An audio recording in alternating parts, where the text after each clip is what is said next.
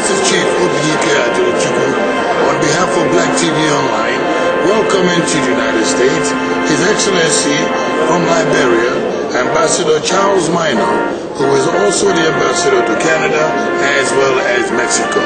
Good evening, sir. Well, Chief, it's a pleasure to be with you. Thank you very much, sir. Welcome. Thank you very much for welcoming me. Mr. Ambassador, it's such a wonderful thing to see you. Liberia is now peaceful. Tell us about Liberia. I tell you, we have had almost a decade of hostilities, self-destruction,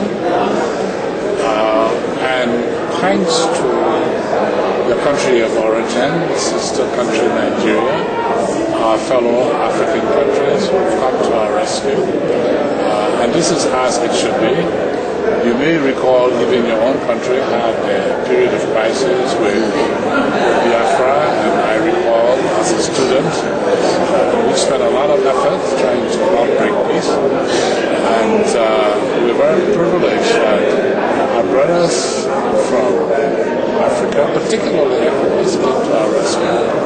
And then, of course, this country, the United States, spearheaded the international community in ensuring that peace is brought to our country by a very difficult route. A negotiating settlement was made in Accra a year and a half ago. The then President of Liberia, Mr. Taylor, was asked and motivated to leave our country and was taken into Nigeria, where he is currently. And now, in the last 18 months or more, we've had the UN largest peacekeeping force in our country trying to stabilize the situation. Refugees throughout Africa have been invited to come back home. They're being assisted by the UNHCR. Those who left Liberia during the war.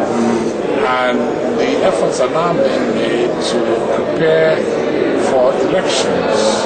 By the grace of God, we expect elections to be held on the 11th of October this year.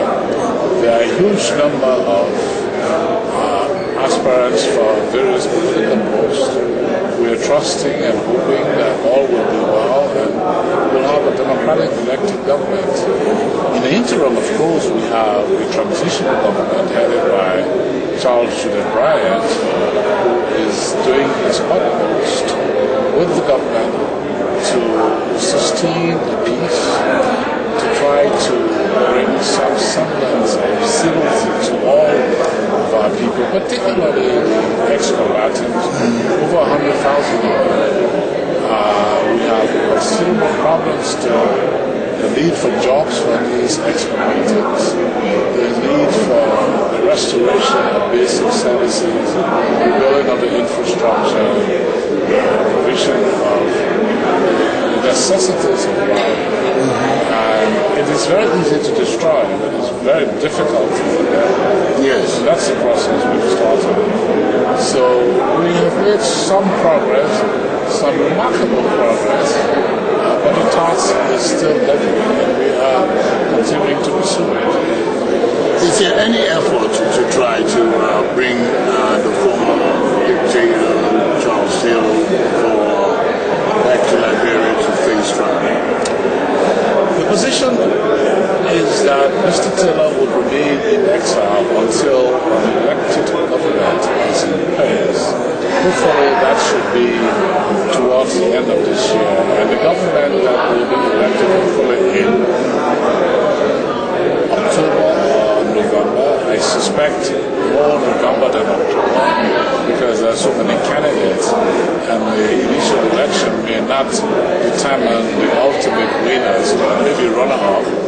And this is November of this year. Yes. So the elections are scheduled for October, but there will probably be runner-up to that, which would mean that some of the top winners will be put back to the people so that the final winner with at least 50% of the votes can be established. And that leader then establishes a government that will be inaugurated in January next year. Yes.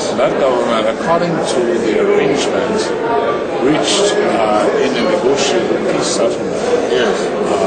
will then establish what should happen to Mr. Taylor.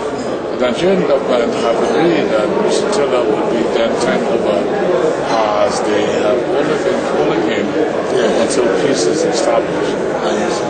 Let me mention, however, that there are considerable efforts now being made to have Mr. Taylor taken to court as he's been indicted in Sierra Leone for war crimes. And that is where the debate is, should he go now, should he go after the elected government, what should happen to him? That is still on the cards. I cannot determine what is the outcome of that. The world is happy to see that there is some peace now in Liberia. Many African Americans who are viewing this website would like to come to Liberia, but there is resistance or hesitation. What would you say to them? Well, we have, historically, our country has been open to Afro-Americans. As a matter of fact, you remember that the establishment of our country was based on the first set of African Americans that felt that having obtained their freedom, and those who wanted to leave left and had to form our country.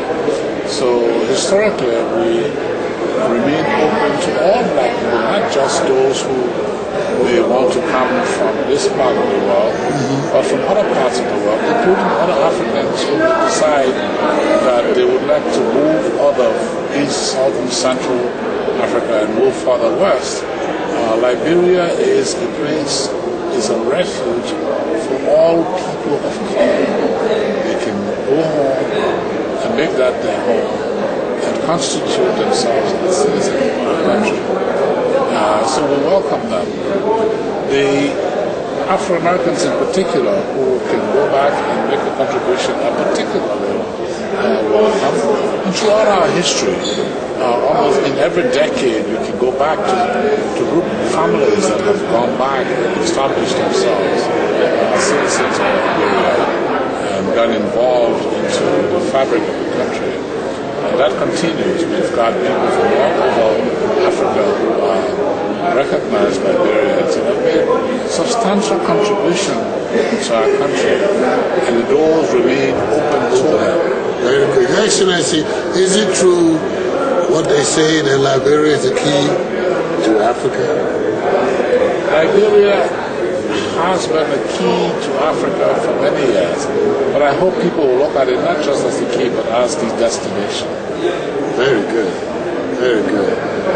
If there is anything that you would like to tell the Liberians who will be watching this and watching over 100 countries in the world about this conference. Well, let me congratulate you for the effort you are making in the establishment of this medium to speak to our people and those who will have the opportunity to listen or watch this.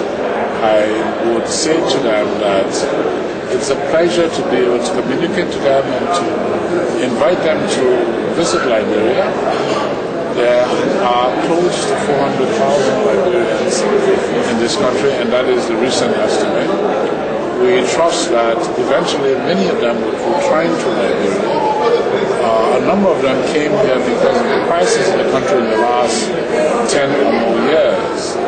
But once peace is established, once economic activities begin to boom again, there would be great possibilities that people can go back home, start their business, go into agriculture, into commerce, into industry, and with the open economy that we have traditionally had, we would attract them and they can continue to enjoy their life there. Liberia has been a great place to live. It will continue to be a great place to live. Liberians are extremely hospitable people, and I'm sure my fellow countrymen and women at home are looking forward greatly to welcoming the brothers and sisters who've been in the diaspora of necessity for a number of years back home to enjoy the hospitality that they can uniquely provide. I know that there's many Liberians in New Jersey. Quite a substantial number of Liberians in New Jersey that I'm familiar with and I know very well. And I suspect that it's okay to tell them that the ambassadors say, come home. You're very welcome. And as a matter of fact, we were hoping that many would have taken the advantage to go home and register to vote in the elections. The registration process is now over. The elections are going to be held in October. And we hope that many would take the opportunity to go back and see how things have been re-established, how the situation has improved, and there are great opportunities for them to go back and rebuild their homes and open new businesses and get involved in economic development. There's need to provide employment for a lot of our people, and I cannot overemphasize that because, you know, these many ex-combatants, the long-term stability, the long-term sustainability of our country depends on ensuring that all of our people can share in the bounty that is Liberia. I know that I should mention one thing. Democracy is taking a foothold all over Africa. Will Liberia consider absentee balloting? That Liberians who are outside of Liberia in the diaspora will have the opportunity to vote on a national election. Chief, you have asked an extremely interesting question. We had hoped that this would be possible. The Liberians in this country, including myself, had expressed that desire to our election commission, and we have been doing the most to facilitate that.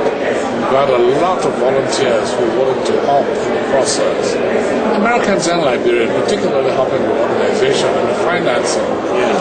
Unfortunately, the election authorities, particularly the election commission, have or did not anticipate that. They did not think outside of the box. They remained contained in what had always been the case. And when the pressure began to bear, they felt that it was difficult to allow this to happen. But the issue is still on the cards. I have my doubts if it will be possible, although I would like to see that happen. Well, we certainly would hope so. There's quite a number of Africans in diaspora who would like to participate in the democratic election. Now that democracy is spreading across Africa, it's a wonderful, most challenging thing. It is. Some sooner than others. Yes. I would like to thank you on behalf of Black TV Online and all the people around the world who are watching. God bless you, sir, and thank you very kindly. I congratulate you for this program. Thank you. We hope that you will continue with it, and I look forward to talking to you another time, particularly after the elections. Absolutely. Absolutely. I'll be more than happy to come in. Very well. Thank you very much. You're very welcome. God bless you.